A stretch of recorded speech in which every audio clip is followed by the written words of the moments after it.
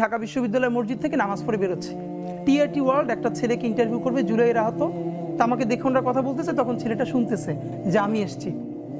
ও কোরআনের হাফেজ, মনে হয় 21 না 22 বছরের, 2 চোখ চিরতরে হারাই গেছে, আলো ফিরবে না।